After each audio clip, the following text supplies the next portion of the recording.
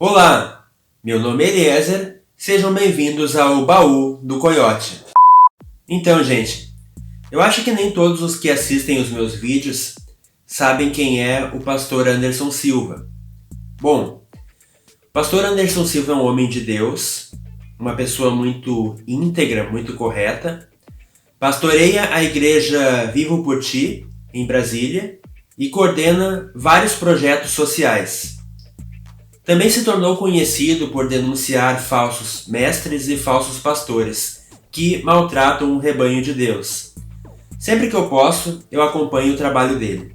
E foi acompanhando alguns stories do Instagram dele que eu vi que alguém tinha perguntado o que ele achava dos cultos ou das igrejas judaizantes e dos apóstolos modernos.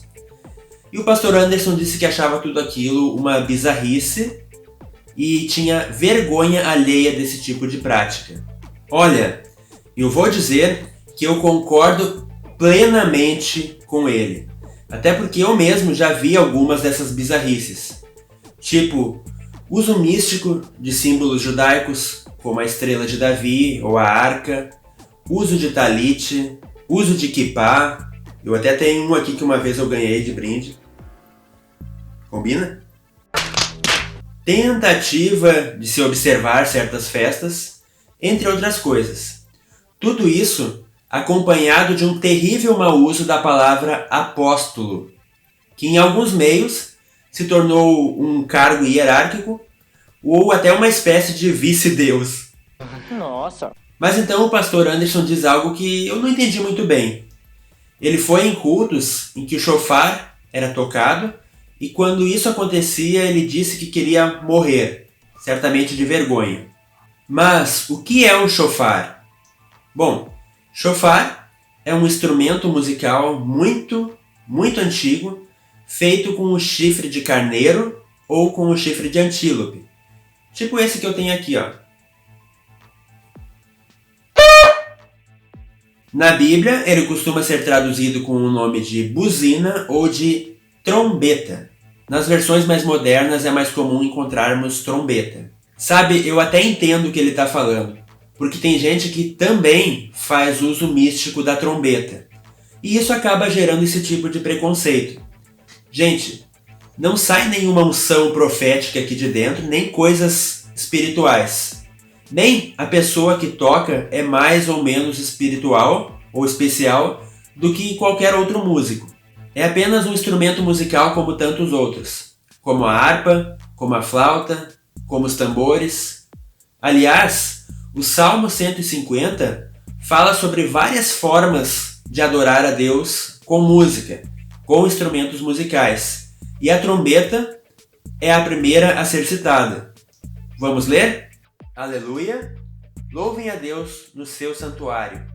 Louvem a Deus no firmamento, obra do seu poder. Louvem-no pelos seus poderosos feitos. Louvem-no segundo a sua imensa grandeza. Louvem-no ao som da trombeta. Louvem-no com harpas e liras. Louvem-no com tamborins e com danças. Louvem-no com instrumentos de cordas e com flautas. Louvem-no com símbolos sonoros. Louvem-no com símbolos retumbantes.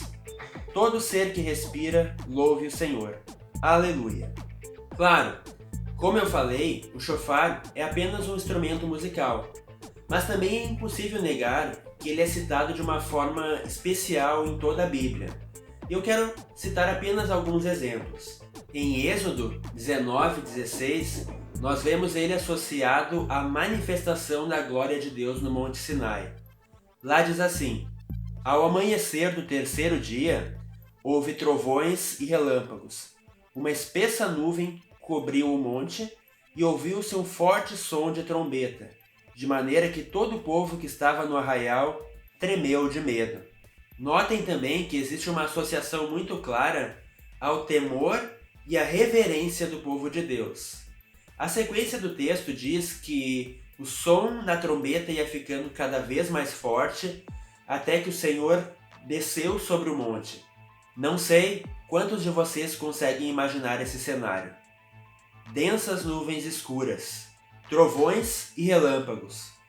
o potente toque de uma trombeta e o próprio Criador descendo com fogo sobre a montanha. O clima pesado da glória de Deus se manifestando. Por isso que às vezes eu não sei se as pessoas realmente sabem o que estão pedindo quando cantam "Vem com o peso da tua glória". Ainda assim, eu confesso que eu gostaria muito de estar ao pé do monte naquele dia. Quando o rei Salomão construiu o grande templo de Jerusalém, algo semelhante ocorreu.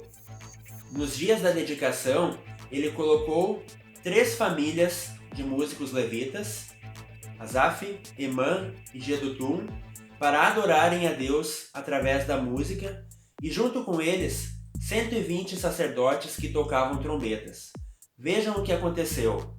E quando, em uníssono, ao mesmo tempo tocaram as trombetas e cantaram para se fazerem ouvir, para louvar e dar graças ao Senhor, e quando levantaram eles a voz com trombetas, símbolos e outros instrumentos musicais, para louvarem ao Senhor, porque Ele é bom, porque a sua misericórdia dura para sempre, então o templo, a saber, a casa do Senhor, se encheu de uma nuvem, de maneira que os sacerdotes não puderam permanecer ali para ministrar por causa da nuvem, porque a glória do Senhor encheu a casa de Deus. 2 Crônicas, capítulo 5, versículos 13 e 14. Tá, isso foi no Antigo Testamento. E no Novo Testamento, que é o nosso parâmetro? Lá, nós também vemos a trombeta ocupando um lugar especial, principalmente no que se refere aos tempos do fim. Vejam o que o apóstolo Paulo fala. Eis que vou lhes revelar um mistério. Nem todos dormiremos, mas todos seremos transformados num momento, num abrir e fechar de olhos, ao ressoar da última trombeta. A trombeta soará, os mortos ressuscitarão incorruptíveis e nós mesmos seremos transformados. Sim, no momento do arrebatamento, os salvos ouvirão o ressoar de um chofar muito alto, chamando eles para subirem. Não ouçam os falsos mestres que andam por aí dizendo que o arrebatamento não vai acontecer. Eles estão mentindo. O arrebatamento vai acontecer e o apóstolo Paulo fala novamente sobre esse glorioso evento na primeira carta aos Tessalonicenses, capítulo 4, versículo 16. Porque o Senhor mesmo, dada a sua palavra de ordem, ouvida a voz do arcanjo e ressoada a trombeta de Deus, descerá dos céus, e os mortos em Cristo ressuscitarão primeiro. Depois nós, os vivos, os que ficarmos, seremos arrebatados juntamente com eles, entre nuvens, para o encontro com o Senhor nos ares, e assim estaremos para sempre com o Senhor. Ressoada a trombeta de Deus. Deus tem um chofar.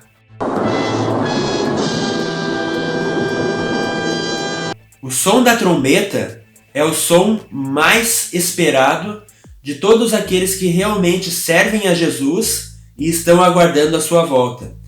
Então, eu realmente não entendo como um crente, e especialmente um pastor tão sábio, pode querer morrer ou sentir vergonha ao ouvir esse som. Se existem pessoas fazendo mau uso do instrumento, também existem pessoas fazendo mau uso da Bíblia. E aí, vamos deixar de ler a Bíblia por causa disso? É claro que não, não é? As trombetas também estão associados ao juízo de Deus sobre a terra. Lá em Apocalipse, nós vemos 7 anjos poderosos que tocam suas trombetas. E cada vez que uma trombeta é tocada, uma parte da ira de Deus é derramada sobre os que ainda habitam sobre a terra, em um processo que tem como objetivo a purificação do planeta e a redenção da humanidade. Eu poderia fazer um estudo mais completo a respeito desse tema, porque a simbologia em torno das trombetas é muito ampla. Mas eu acredito que o que foi falado até agora já deixou bastante claro, não é? E eu também não quero que esse vídeo fique exaustivo. Que bom! Apesar de existir uma inegável conexão entre o chofar e o povo judeu, não tenha medo de adorar o teu Criador ao som desse instrumento.